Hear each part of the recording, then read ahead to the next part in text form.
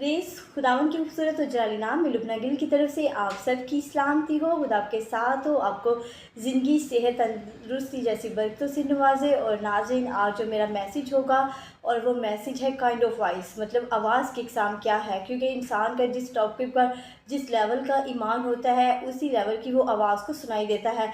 कुछ ऐसे लोग होते हैं जो बुजुर्ग तक लोगों की आवाज़ को सुनते हैं, इब्लीस की आवाज़ को सुनते हैं, और कुछ लोग रुकुद्दस की आवाज़ को सुनते हैं, और कुछ लोग खुदा की आवाज़ को सुनते हैं। आज हम इस टॉपिक पर बात करेंगे और यकीनन आज भी कलाम से आप बरकत पाएंगे, खुदा के नाम को जान देंगे। अब देखिए कि फरिश्तों की भी आवाज़ होती है, अब दुरुकिस्ता की सबकी आवाज़ होती है, लेकिन जिस लेवल का किसी का ईमान होता है उसी लेवल के हिसाब से वो आवाज़ों को सुनता है। हम देखते हैं कि कुछ ऐसे लोग होते हैं जो कहते हैं जी खुदा ने मुझसे बात की है, मेरे कानों में सरगोशी हुई है। अब याद रखिए कि जो कहते हैं ना कि मेरे कानों में सरगोशी हुई है, और उस वो याद रखिए कि वो उनके माइंड में ये होता है कि मैंने खुदा की आवाज़ को सुना है क्योंकि खुदा ने मेरे कान में सरगोशी की है। लेकिन याद रखिए कि खुदा इस तरह किसी के कानों में क्यों सरगोशी करेगा, और जिसके कानों में इस तरह सरगोशी होती है ना, तो वो ये ना समझे कि वो खुदा की आवाज़ है, बल्कि इस बात को समझे कि वो खुदा की आवाज़ नहीं बल्कि इब्लीस की आवाज़ होती है। और आप जैसे जानते हैं कि इब्लीस का ताल्लुक पूरी तरह से तारीकी से है, अंधेरे के साथ है। और अगर इसी तरह वो ऐसी सरगोशी को सुनता रहेगा और इसी झूठ में रहेगा कि मुझे खुदा की आवाज़ सुनाई देती है, तो याद रखिए कि इस चीज़ को समझ जाए जितना भी जल्दी हो, क्योंकि अगर इसी हालत में रहेंगे तो आपका निजात पाना बहुत मुश्किल होगा। और इसीलिए हमें ना तो इब्लीस की आवाज़ को सुनना है, ना बुजुर्ग जो लोग होते हैं उनकी आवाज़ को सुनना है, बल्कि हमने खुदा की आवाज़ को सुनना है, रुकुद्दस की आवाज़ को सुनना है। और रुकुद्दस की आवाज़ को वेलकम करें अपनी ज़िंदगियों में, और ये तब होगा जब हम अपने आप को पूरी तरह रूहानियत में लाएंगे, नेक काम करेंगे, वक्त दुआ के लिए निकालेंगे, बाइबल को पढ़ेंगे। और ये सब चीज़ें जब हमारे दिल में होंगी तो फिर हम रुकुद्दस की आवाज़ को सुनाई देगी। और जब हम बाइबल को पढ़ते हैं या आयातों को याद करते हैं तो याद रखें, फिर हमारी आंखें भी पाक हो जाएंगी, हमारी ज़ुबान भी पाक हो जाएगी, और फिर हम कभी बुरी चीज़ों के बारे में सोचेंगे नहीं बल्कि अच्छे कामों के लिए ही सोचेंगे। तो ये एक बड़ी खूबसूरत बात होगी, क्योंकि खुदा फिर अपने लोगों को गाइड करता है। और अगर हम इन चीज़ों की तरफ बाइल नहीं होते, ना दुआ करते हैं, तो याद रखें कि फिर ये चीज़ें फिर खुदा हमसे मुंह मोड़ लेता है, अपना मुंह फेर लेता है।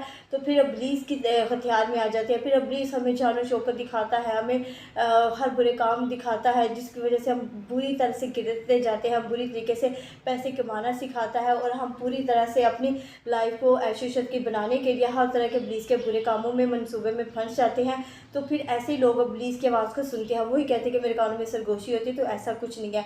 और याद रखिए कि रुकुद्दस की आवाज़ क्या है। रुकुद्दस की आवाज़ हमारे अंदर से आती है, इस बात को जहन में रखें। रुकुद्दस की आवाज़ हमारे अंदर से आती है, रुकुद्दस की आवाज़ बाहर से नहीं आती। हम देखते हैं कि जब खुदा के हाथ में मैसेज देते हैं, और ऐसे खादिम जो जिनका तल्लुक ही खुदा के साथ होता है, जो रात दिन दुआएं करते रहते हैं, और जब वो मैसेज देते हैं, जब पाक रूह वहाँ पे उस पूरे पंडाल में मतलब पाक रूह का मसा होता है, और जब वो दुआ करता है, वो दुआ में बता देता है इस बहन का ये नाम है, उसको ये बीमारी लगी है। तो याद रखिए कि खुदा के आदम को कुछ नहीं पता होता, क्योंकि अंदर से जो होली स्पिरिट होता है, रुकुद्दस की आवाज़ होती है, वो आहें भर भर कर उसको बताता है कि इसके साथ ये मसला है। तो इसी तरह खुदा का आदम भी ये बताता है कि इसके साथ ये प्रॉब्लम है। क्यों? क्योंकि ये खुदा की आवाज़ जो रुकुद्दस की आवाज़ है वो उनके अंदर से आ रही होती है। तो इस बात को जहन में रखें कि रुकुद्दस की आवाज़ हमारे अंदर से आती है, लेकिन खुदा की जो आवाज़ है वो बाहर से आती है।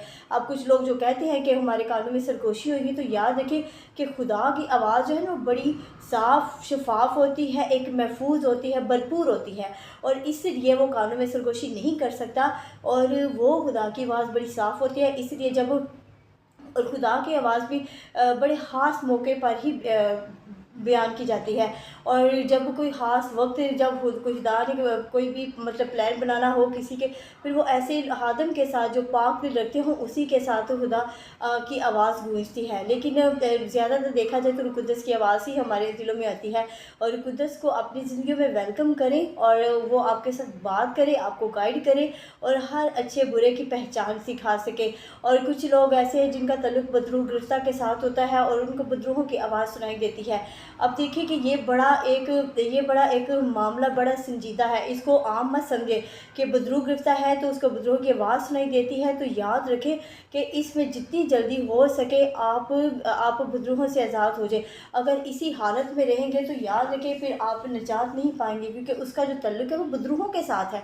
और बुजुर्ग गिरफ्ता जो लोग अगर बगैर बगैर तौबा के मर जाएंगे तो वो निजात नहीं पाएंगे, बल्कि वो जहन्नम में गिरे जाएंगे। तो इस बात को अपने जहन में रखिएगा कि जितने भी आपके आस पास इज़्ज़त-ओ-कारब है उनको बताया करें कि आप दुआ करें, बाइबल को पढ़ें। जितना हो सके तो इब्लीस आपकी ज़िंदगी से जाता रहेगा, क्योंकि जब आप बाइबल को खोल दें तो आप हंस के कहें ताकि इब्लीस को शिकस्त दे सके कि मैं खुदा के कलाम से प्यार करता हूँ, उसको पढ़ने वाला हूँ।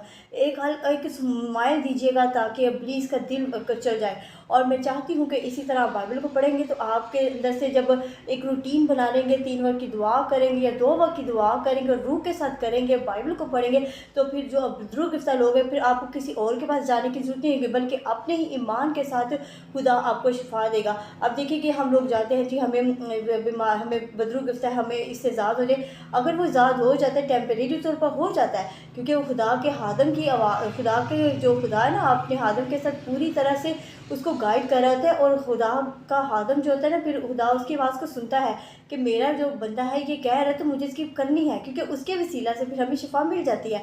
लेकिन इस बात को याद रखिए कि अगर हम फिर भी गुनाह में करेंगे, वो लापरवाही करेंगे, क्योंकि खुदा का हादम तो कहता है कि आप दुआ किया करें, बाइबल पढ़ा करें, वो हमारी कमज़ोरी ईमान को मजबूत करने की कोशिश करता है। और अगर फिर भी अगर हमें मौजूदा तौर पर शिफा मिल जाती है, लेकिन दोबारा फिर से वो हमारे अंदर हावी हो सकती हैं जब हम अपने आप को दुनियावी चीज़ों में ले आएंगे। तो याद रखिए कि मौज़े के तौर पर जब भी आपको कोई शिफा मिल जाती है तो पूरी तरह से रूटीन के साथ ये बात को जहन में रखेंगे कि हमें किसी डॉक्टर पीर फकीर ने शिफा नहीं दी, बल्कि खुदा ने दी है। और हमें खुदा को वक्त देना है, बाइबल को पढ़ना है और दूसरे की दुआ करते रहना चाहिए, अच्छे काम करने चाहिए, और फिर इब्लीस आपकी ज़िंदगी से जाता रहेगा। और याद रखिए जैसे कलाम में भी लिखा है, अगर हम देखें करंथियों 6 बाब उसकी 19 आयत में लिखा है कि तुम्हारा बदन रूह कुद्दस का मक़दस है जो तुम्हें बसा हुआ है, जो तुम्हारे अंदर है। और याद रखिए कि खुदा का जो मक़दस है वो हमारे अंदर है, और वो क्या है, रूह कुद्दस का। और यही जो मैंने अभी बात की है कि रूह कुद्दस का मक़दस हमारे अंदर है, और इसलिए रूह कुद्दस की आवाज़ हमारे अंदर से ही आती है। और अगर हमारे इस हैकल में अगर हम दुनियावी चीज़ों को भर देंगे तो रूह कुद्दस का मक़दस नापाक हो जाएगा, वो इस दृष्टि से चला जाएगा। फिर उसमें हुक्मरानी इब्लीस की होगी। जब इब्लीस की होगी तो फिर हमारी ज़हनों में, हमारे सोचों में, हमारे कानों में जो सरगोशी होगी फिर इब्लीस की होती रहेगी। तो इसलिए इस बात को गाइड रखें कि खुदा की हमने आवाज़ को सुनना है, रूह कुद्दस की आवाज़ को वेलकम करना है। हमें इब्लीस की आवाज़ को नहीं सुना, बुजुर्ग गुस्सा लोग हैं उनकी आवाज़ को नहीं सुना, बल्कि खुदा की आवाज़ को सुनना है। और दूसरा ये कि हमारी फिर नबूतें भी होती हैं। ऐसा होता है कि जो दुआएं करता है, दिन रात दुआएं करता है, जो ख़ास सुबह पूरी जो दुआ रात को करता है ना, तो वो नबूवत होती है। नबूवतें खुदा की तरफ से होती हैं। और हम देखते हैं कि नबूवतें जो खुदा उनसे करता है, मतलब खुदा पहले बता देते हैं कि ये मसला होने वाला है। जैसे मैंने एक बार पहले मैसेज दे चुकी हूँ कि जैसे खुदा ने कहा कि जो मैं तुम्हें अंधेरे में कहता हूँ उजाले में कहो, और जो कुछ तुम कान से सुनते हो कोठों में जाकर उसकी मनादी करो। अब ये क्या है, अब वो सो रहा है लेकिन ये उसकी नबूवत है जो खुदा अपने हादम पर शेयर करा है। और खुदा का हादम उसको बता देते कि ये मसला होने वाला है, ये मुसीबत आने वाली है। अपने हादम को इसलिए बताता है ताकि वो आवाम में बता सके। और अगर वो खुदा का आदम आवाम में नहीं बताता तो वो खुदा की नज़र में खुदा का आदम गुनहगार ठहरेगा। लेकिन खुदा का आदम ये बता देता है पूरी कलीसिया में, आवाम को, अपने अपने चर्चों में, ताकि ये आफात आने वाली है, खुदा ने मुझसे बात की है। तो याद रखें कि ये रूह कुद्दस की आवाज़ों, ये नबूवत की आवाज़ें जो खुदा की तरफ से होती हैं, हमें इसको ज़रूर ऐसे खुदा के आदम की रिस्पेक्ट भी करनी है, उनके हर बात को जी हाँ आमीन कहना चाहिए। और इसी तरह देखेगा कि खुदा आपको बरकत देगा। और दूसरा ये कि ये कहे कि नबूवत होती है कि जैसे कलाम में लिखे कि खुदा कुछ नहीं करता जब तक कि अपने भेद अपने हम हिदमत गुजार नबियों पर पहले शिकारा ना करे। और याद रखिए कि खुदा पहले, जब हादम कोई भी तूफ़ान आता है तो खुदा पहले बता देता है। और ये एक नबूवत होती है जो खुदा अपने हादम से कर देता है और वो आगे फिर लोगों तक शेयर करते हैं। तो याद रखिए कि आज जो मैंने बात की है वो आवाज़ों के बारे में है कि जो बुजुर्ग का जिसका तल्लुक होता है उनको बुजुर्गों की आवाज़ सुनाई देती है, और जिनका तल्लुक दुनियादारी की चीज़ों ख्यालों में रहता है उनको इब्लीस की आवाज़ सुनाई देती है। और वो भी कहते हैं हमारे कानों में सरगोशी होती है, लेकिन वो इस बात को याद रखिए कि वो सरगोशी इब्लीस करता है, ना कि खुदा करता है। खुदा की आवाज़ बड़ी साफ़ होती है और वो कभी आम तौर पर नहीं बात की जाती, वो कोई ख़ास मकसद हो, प्लान हो, फिर खुदा की आवाज़ गूंजती है। अदब में ज़्यादा से ज़्यादा रुकुदस की आवाज़ ही आती है, और रुकुदस की आवाज़ हमारे अंदर से आती है और खुदा की आवाज़ हमारे बाहर से आती है, और अब्लीस की जो आवाज़ है वो हमारे कानों में सरगोशी करती है। और इसी तरह मैंने आज आवाज़ों की इकसाम के बारे में बताया। यकीनन आपने इस कलाम से बरकत पाई होगी। खुदा आपको इसी तरह अपने जलाल में बढ़ाई और तरक्की करते जाएँ और हर काम में बढ़ते जाएँ। खुदा के प्यारे नाम में आप सबकी सलामती हो।